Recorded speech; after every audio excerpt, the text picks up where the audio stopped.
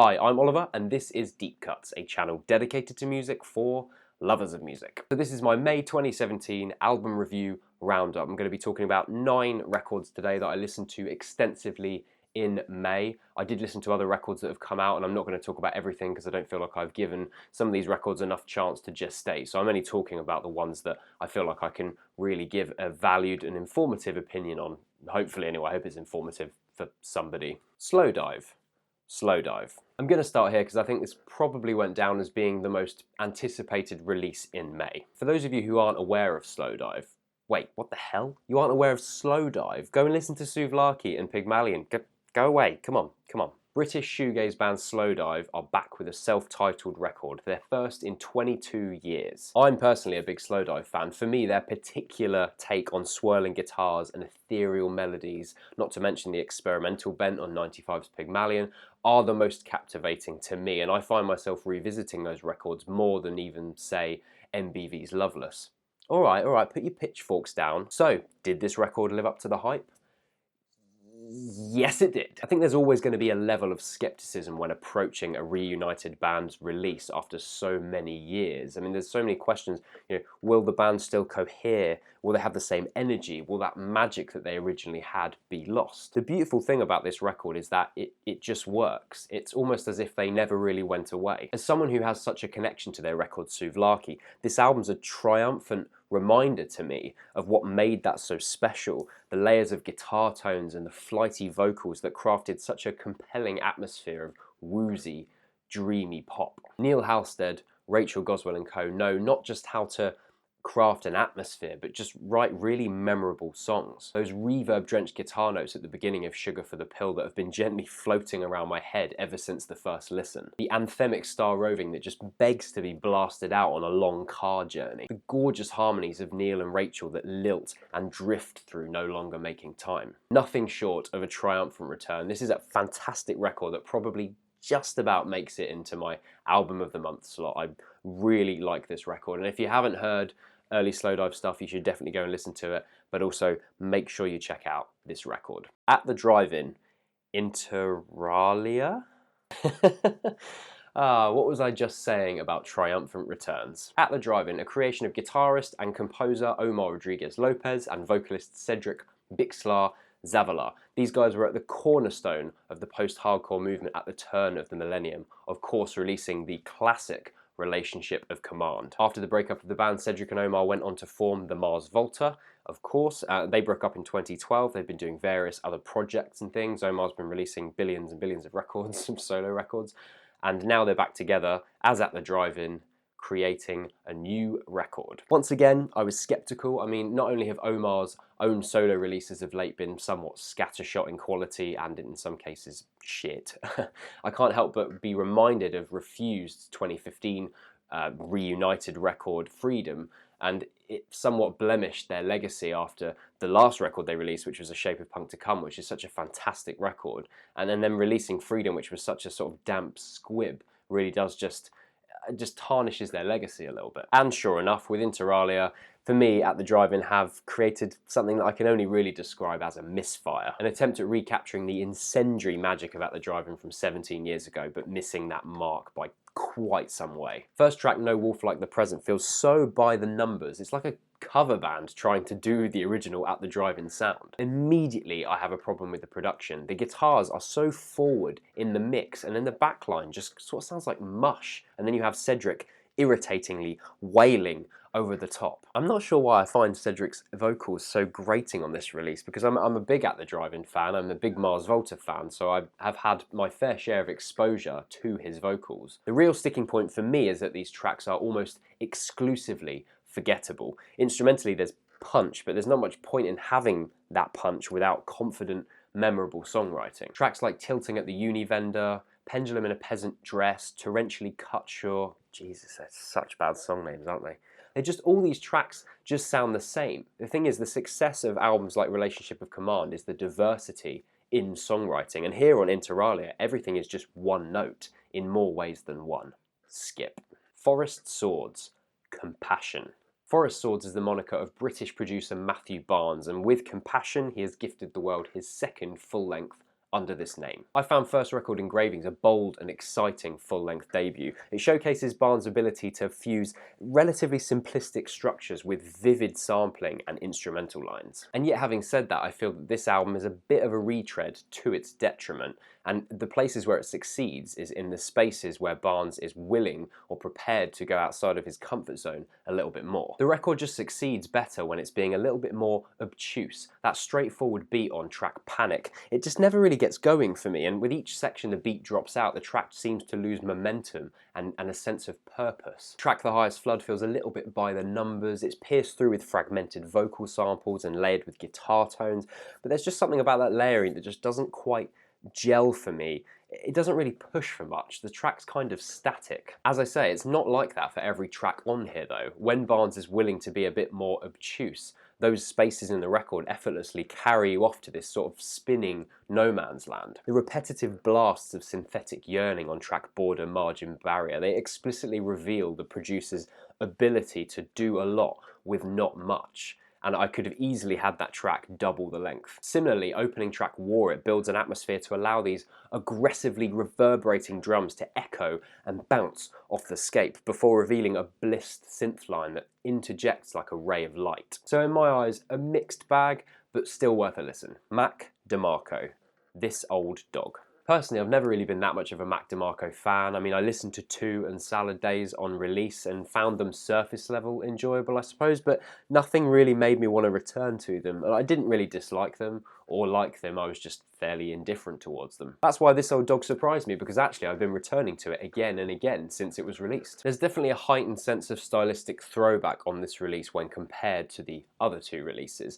It feels like DeMarco just really suits the acoustic guitar, the light-backed band, and it just makes the songwriting feel a little bit more deft in its approach, which is quite unexpected coming from a guy who once stuck a drumstick up his arse and filmed his mate masturbating at one point as well. The lyricism taps into a loss and memory of relationships with a girlfriend and his father, and somehow he manages to generate a poignance from deceptively simplistic turns of phrase. I think a lot of that has to do with the hazy summer vibes of the songwriting. You have that smooth guitar lick on the track Still Beating. It frames the subject of losing that special person in a really tender way. The lyrics are, "Honey, my heart still beats for you, even if you don't feel it." One More Love Song is a beautiful track, and it does reveal this sadness at the core of this record, something that I think has actually been very positive for Mac's songwriting. This maturity shows through on the instrumentation as well. You know, every single instrumental line is uncomplicated and spacious. It allows room to breathe.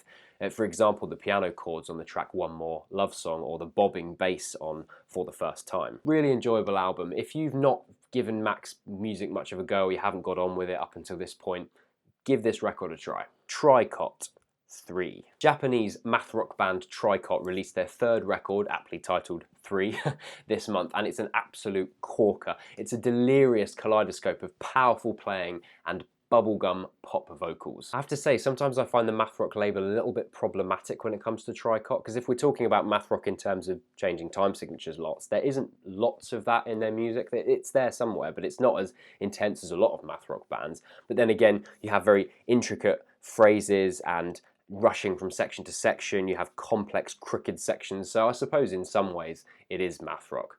Oh, I don't know, who knows? Labels, innit? This is the most fun I had with the record this month. You talk about bands' playing style being infectious, that's exactly how Tricot operates. You know, this record just flies through at a breakneck pace, and by the time it's finished, you're already queuing it up for another listen. Tricot's first 2 records are both great listens, but there's something about 3 that makes it their most refined and confident to date. Ikumi, Motoko, Hiromi, they're not afraid to jump from the angular, sharp riffs of Opener Tokyo Vampire Hotel to the funk pop of Yosoiki, and it's testament to their playing style and their composition that this doesn't jar. Even the more straightforward poppy moments of the album are brimming with smart flourishes. For example, the track Day Day Day, if that's how you say it. It's led by quite straightforward vocals, but underneath that vocal line you have this guitar line which flits all over the place and creates like a jagged underside. It uses semitones and sort of jumps around rhythmically, and that creates like a jagged underside for the track, which has this really pure sounding vocal. It's a nice juxtaposition. Throughout the entire record, the band's unshakable, bouncy persona just effortlessly shines through. It's an endearing listen that's as cute as it is unstable and wild. It's a great record, and I really recommend any of you that are fans of math rock or this type of rock music to just go and check it out because it's great. The ILYs. Bodyguard. The ILYs are the side project of Death Grips members Zach Hill and Andy Marin. I quite enjoyed their last record, Scum with Boundaries, but inevitably because they're part of Death Grips, there is always going to be comparisons drawn quality-wise, and nothing about Scum with Boundaries particularly blew me away. In fact, nothing that the ILYs have done so far has connected with me in the same way Death Grips music has. I mean, it is a different style of music because they've done kind of noise rock sounds, they've gone a little bit more experimental, but it's not the same sound as Death Grips at all. So really comparisons are stupid, but as I said, they're kind of inevitable. First impressions when firing up first track Wash My Hands Shorty was like, oh, so these guys are going for some sort of wonky electro-pop sound now then. And my expectations change in each track because it does jump around musically quite a lot. You've got a track Quietly Being the Best, which is like a psychedelic punk wig out, or you have the track Treatment, which is like a scuzzy rock stomp. Ultimately, this project did nothing for me, to be honest. There was no tracks that stood out as being particularly memorable, and there wasn't really anything that really made me want to revisit it. Marin and Hill are wildly talented musicians and producers. We've seen that through Death Grips and Zach Hill's previous band Hella. They are capable of creating mind-expanding, aggressive, experimental music. It feels like with Bodyguard they wanted to try their hand at a more simplistic take on writing music, producing music, but what I can hear when I listen to it is like that yearning for more experimentalism, more aggression, just bubbling beneath the surface. And it's sorely missed here because the songwriting on this album just isn't strong enough for these tracks to resonate or have any kind of lasting effect on the listener. Well, not this listener anyway. So not as good as Scum with Boundaries, which was an okay album. It was fine. No, I don't think this album's very good. Amber Mark. 3:33 AM. Okay, not an album, an EP, but I really wanted to talk about Amber Mark because I feel like she has a strong musical future ahead of her. Not only that, but it's been a long time since I've heard such a passionate and sculpted debut release from an artist. Amber Mark is a woman of the world. She grew up traveling all over the world, from India to Berlin, to Miami, to New York. The vibrancy of cultures collide and are celebrated on this effervescent release of just 6 tracks. But more than just musically, if we dig a little bit further, Amber actually constructed each track to represent a stage of grief that she experienced when she lost her mother when she was younger. She's clearly an artist that puts everything into her music because in just 6 tracks she manages to convey her personality, her emotional connections, and her love for music. Opening track Regret is a beautiful showcase of Amber's songwriting talent and her vocal capabilities. It's a sultry R&B number with resonant piano, and Amber's vocals just float on the ether with an elegance. For those of you who checked out Somi's record Petite Afrique, who I recommended to pretty much every single person I could possibly recommend it to, I'm getting strong vibes of the track Holy Room from this song, so if you love that track, if you've heard that album, you'll love that track.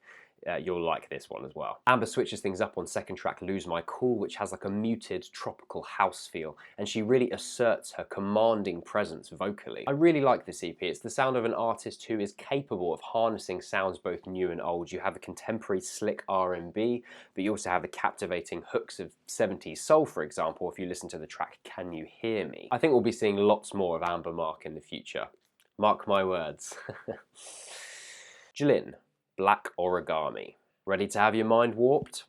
Are you?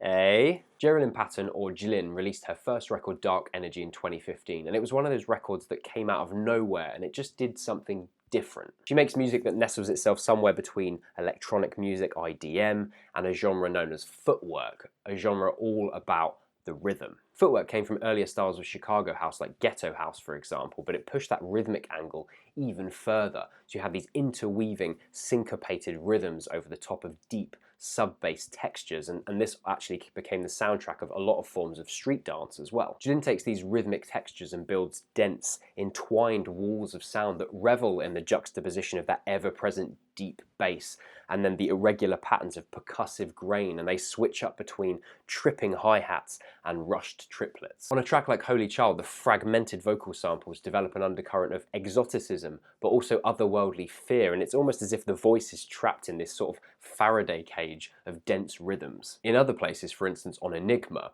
Jlin uses very little melody and really makes the listener focus on those rhythms. You have these layering of percussions, you have the fragmented vocals and only one root note and nothing else. And what that does is that really does force the listener to take in those rhythms, get lost in the complex magnitude of them. I find myself both satisfied and challenged with this album. It deserves attention, and you should really give it some, because boy, this is a strong record. Haas, Common Sense. I feel like this record should be being talked about a little bit more than it is. Haas, born Mamadou Diallo, was born and raised in Stratford, East London. He had a moment of fame back in 2015. He was getting a little bit known for his music, but he actually got stabbed 5 times and was taken to hospital. And when he was in hospital, he Instagrammed a photo of himself being stitched up along with this hand sign, which is a Canning Town gang sign, a place also in East London. He was criticised by the media for glamorising knife crime, but I'm really glad this release has been given a fairly wide berth from that situation, because it means we can just talk about the music and not focus on tabloid fodder. His style is a weaving of British hip-hop, Afrobeat, grime, a little bit of dancehall thrown in there for good measure, and the result of that is a very fresh and assured sound. It's good. Common Sense is his first LP since the 15th Day, released back in 2015, bringing all those influences together in an efficiently produced yet heartfelt package. You can tell Haas respects the different styles and flavours that he harnesses on this record. He pays respect to them, but he also repurposes them for his own cohesive sound. Opening track Common Sense has a summer soul, West Coast vibe to it. You have an infectious, syncopated drum beat along with blaring organ samples and strings. Booth Daddy is a great dancehall number, so infectious, it's got that British flavour to it, and it's really hard to imagine this not making waves in every club in the country. Closed Doors is a piano-led track with gorgeous trumpet lines, and Haas's auto-tuned vocals give way to his unabashed flow. I really like his flow on this record. It's as cutting and as certain as the snare crack whips that you get on this track. A bit like Amber Mark, I think he's probably going places and he's worth looking out for. A really good record, I enjoyed it a lot. I think you should go and listen to it. And that is what I reviewed in May 2017. Please comment down below and let me know what you thought of these records. I know I missed out a load of records, I always do, because I can't listen to everything. I know I missed out Harry Styles' album, for example. Oh, we'll do that one now, shall we? Right, Harry Styles' album. It was fine. I'll be back next week with a guide to modern prog, and I will see you then.